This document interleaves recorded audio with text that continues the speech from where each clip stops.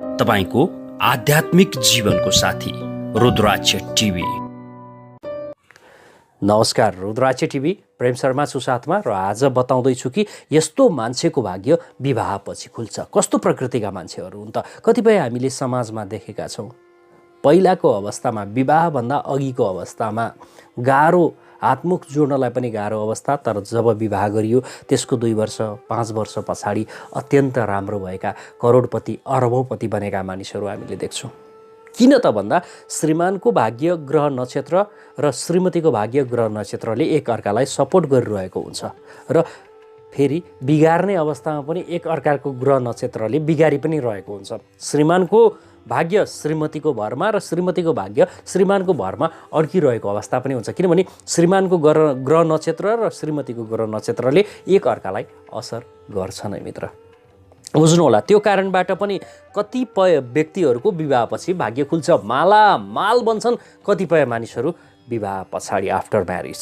बुझ्नु होला, त्यो कारणले कस्ता प्रकृतिका मान्छेहरू हुन् त? कतै म पो परे कि भन्ने तपाईँलाई लागिरहेको छ भने म बताउँछु हो कि होइन त कस्ता प्रकृतिका मान्छेहरू। जस्तो जन्मकुण्डलीमा भएका केही योगहरूका कारणबाट पनि यो परिस्थितिको निर्माण हुन्छ भने नामको पहिलो अक्षरबाट पनि, जस्तो तपाईँको नारायणको नामको पहिलो अक्षर केही नामहरू छन्, म तपाईँलाई बताउँछु, ती नामबाट उठ्छन् भने बुझ्नुहोस् कि तपाईँको पनि विवाहपछि भाग्य खुल्ने अवस्थाको सृजना गर्न सक्छ।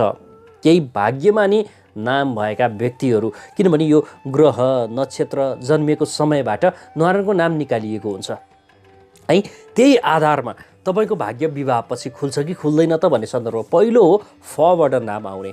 महिला हुनुहुन्छ अथवा पुरुष हुनुहुन्छ, तपाईँको नारायणको नाम फबाट यदि आउँछ भने बुझ्नुहोस् कि विवाहपछि भाग्य खुल्ने वाला छ।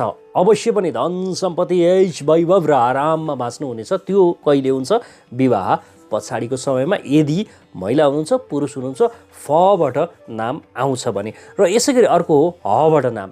हबाट कसैको नाम उठेको छ, जस्तो विशेष त हिक्मत हुनसक्छ, हुमन हुनसक्छ, हेमा हुनसक्छ, हेम कुमारी हुनसक्छ, हेम हुनसक्छ, यस्तो ह हा हि हु हु हे है हो हौ हम ह, यो जुनबाट उठेको भए पनि हबाट उठेको हुनु पर्यो। यदि पुरुष जातक अथवा स्त्री जातक कसैको पनि हबाट नाम उठ्छ भने बुझ्नुहोस् कि विवाह पछाडि भाग्य खुल्ने अवस्थाको सृजना गर्छ। भने अर्को मबाट, ममा मिमी जे छ, मबाट कसैको नाम उठ्छ, मन्दीप हुनसक्छ, मन्जु हुनसक्छ, यस्तो प्रकृतिका नाम भएका व्यक्तिहरूको पनि विशेष त विवाहपछि भाग्य खुल्छ।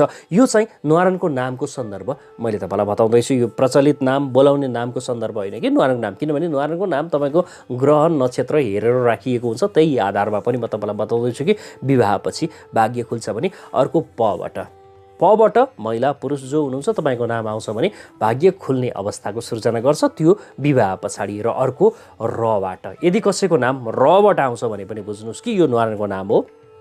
राम, रामेश्वर, रामकला यस्तो प्रकृतिको नाम छ, रमेश यस्तो प्रकृतिको नाम छ भने बुझ्नुहोस् कि यो पनि विवाह पछाडि भाग्य खुल्ने अवस्थाको सृजना गर्छ। अब भाग्य कसरी खुल्छ भन्दा, तपाईँ पुरुष हुनुहुन्छ भने जब स्त्रीको प्रवेश हुन्छ तपाईँको जीवनमा, जब विवाह हुन्छ तब स्त्रीको भाग्य पनि तपाईँलाई सपोर्ट गर्ने प्रकृतिको हुन्छ। भने तपाईँ स्त्री हुनुहुन्छ भने जब पुरुषको प्रवेश हुन्छ अथवा विवाह हुन्छ, अनि त्यो पुरुषको भाग्यले पनि साथ दिँदै जान्छ, जसको कारणबाट तपाईँहरूको जीवन उन्नतिदायक हुन्छ, अरबपति करोडपति बनाउँछ। किन त भन्दा यो ग्रह नक्षत्रको कुरा हो, एक अर्काको ग्रहले साथ दियो, जसको कारणबाट भाग्य खुल्यो। फेरि सबैको भाग्यमा यस्तो नहुन सक्छ है, किनभने यति नामबाट उठेका मानिसहरू थोरै मात्र हुन्छन् यो दुनियाँमा। अब यसै गरी केही योगहरूको सन्दर्भको चर्चा गरौँ, किनभने जन्मकुण्डलीका आधारबाट पनि हामीले प्रमाणित गर्न सक्छौँ कि कसको भाग्य विवाह पछाडि खुल्छ त।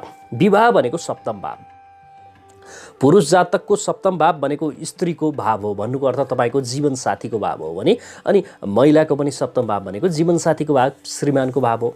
अब यो अवस्थामा सप्तम भावको कारक ग्रह धन भावमा अर्थात् दोस्रो भावमा आएर स्वराशि भएर बसेको छ भने पक्का पक्की बुझ्नुहोस् कि तपाईँको धन विवाहपछि बढ्नेवाला छ। भनेको धन सम्पत्ति तपाईँले जोड्नुहुन्छ त्यो विवाह पछाडि, यदि सप्तम भावको कारक दोस्रो भावमा आएर स्वराशि भएर बसेको छ अथवा उच्चको भएर बसेको छ अथवा शुभ छ, पाप ग्रहको दृष्टि र युक्ति छैन भने अवश्य पनि त्यस्तो जातक अथवा जातिकाले धन सम्पत्ति कमाउँछन्, वैभव ऐश्वर्य कमाउँछन्, तर त्यो विवाह पछाडि, बुझ्नुहोला। अथवा वैवाहिक जीवनको कारक सप्तम भाव हो, सप्तम भावको कारक ग्रह गएर 11औं भावमा गएर बसेको छ, एकादशेषमा गएर विराजमान छ र अशुभ छैन, उच्चको छ अथवा 84 छ अथवा मित्र क्षेत्रीय भएर बसेको छ, अशुभ छैन, खराब ग्रहको दृष्टि परेको छैन भने त्यस्तो व्यक्तिले जीवनसाथी अति उत्तम पाउँछ।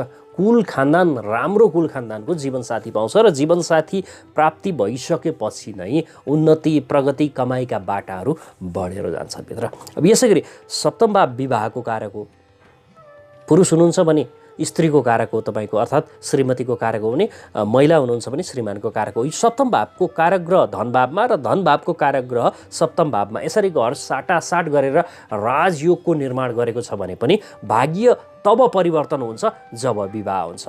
विवाह र भाग्य एकैचोटि परिवर्तन हुनेवाला छ। विवाह हुन्छ, भाग्य परिवर्तन हुन्छ, अर्थात् धन सम्पत्ति ऐश्वर्य वैभवको लागि यो चिज काम लाग्ने हुन्छ। यसै गरी विशेष त सूर्य बुध र चन्द्रमाको युक्ति छ।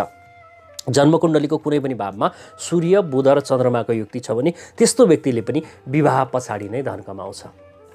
सूर्य बुध र चन्द्रमाको युक्ति कुनै पनि भावमा छ भने त्यस्तो व्यक्तिले विवाह पछाडि नै धन कमाउँछ। र यसै गरी यो बृहस्पति शनि र शुक्रको युक्ति छ। बृहस्पति शनि र शुक्रको युक्ति छ भने पनि त्यस्तो व्यक्तिले पनि विवाह पछाडि नै धन कमाउँछ। यसै गरी गुरु ग्रह अर्थात् बृहस्पति र शनिको मात्र युक्ति छ भने पनि यस्तो व्यक्तिले पनि विवाह पछाडि नै धन कमाउँछ मित्र। केही योगहरूको सन्दर्भको मैले चर्चा गरेको छु, जुन धनको कारक हो, त्यो कारणबाट धन सम्पत्तिका लागि उत्तम हुन्छ विवाह पछाडि। यस्तो व्यक्ति कस्तो व्यक्ति त मैले बताइसकेको छु तपाईँलाई, नामको पहिलो अक्षरबाट पनि र जन्मकुण्डलीमा देखिने योगका कारणबाट पनि थाहा हुन्छ। सप्तम भाव शुभ छ भने पनि वैवाहिक जीवन अति राम्रो हुन्छ, जसको कारणबाट धन सम्पत्ति वैभवका लागि राम्रो हुन्छ। अब स्त्री जातकको कुण्डलीमा, महिलाको कुण्डलीमा यदि बृहस्पति सप्तम छ र शुभ छ भने, सप्तम भावमा बृहस्पति बसेको छ अर्थात् गुरु ग्रह बसेको छ र त्यो बृहस्पति शुभ छ, कुनै पनि खराब ग्रहको दृष्टि युक्ति छैन भने चाहिँ बुझ्नुहोस् कि यस्ती स्त्रीले विशेष त विवाहपछि श्रीमानलाई करोडपति बनाउँछिन्। भन्नुको अर्थ श्रीमानको उन्नति प्रगति हुँदै जान्छ। यो अटोमेटिक एकदम चमत्कार हुने चाहिँ होइन नि। कर्मक्षेत्र त्यसरी विकास हुँदै जान्छ, आम्दानीका बाटाहरू बढ्दै जान्छन्, प्रमोसन हुँदै जान्छ, व्यापार वृद्धि हुँदै जान्छ। यसरी हो। बृहस्पति सप्तम भावमा कुनै महिलाको छ भने बुझ्नुहोस् कि जब विवाह हुन्छ श्रीमानको उन्नति प्रगतिको कारक हो। होला सम्बन्धमा केही टकराव आउन सक्छ, तर उन्नति प्रगतिका लागि भने अत्याधिक उत्तम हुन्छ। आज सन्दर्भ यो महत्त्वपूर्ण थियो, तपाईँमाझ राखेको छु। भिडियो पूर्ण रूपले हेर्नुहोस्, सेयर गर्न नभुल्नुहोला मित्र। राष्ट्रमा हुनुहुन्छ अथवा राष्ट्र बाहिर हुनुहुन्छ, कहाँ कस्तो अवस्थामा हुनुहुन्छ, हेरेर साथ दिनुभएको छ, आभारी छु। चिना टिप्पण घरको वास्तु तपाईँलाई केही देखाउनु छ, स्क्रिनमा नम्बर दिइएको छ, तपाईँ सम्पर्क गर्न सक्नुहुन्छ। कार्यालय आएर अथवा अनलाइनबाट देखाउने व्यवस्था हामी गर्नेछौँ। तपाईँका लागि केही प्रक्रियाहरू भने रहनेछन्, ती प्रक्रिया पार गरिसकेपछि अवश्य हेरिनेछ मित्र। अर्को भिडियो लिएर आउँछु नै, अहिले बिदा हुन्छु। नमस्कार। तपाईँको आध्यात्मिक जीवनको साथी रुद्राक्ष टिभी।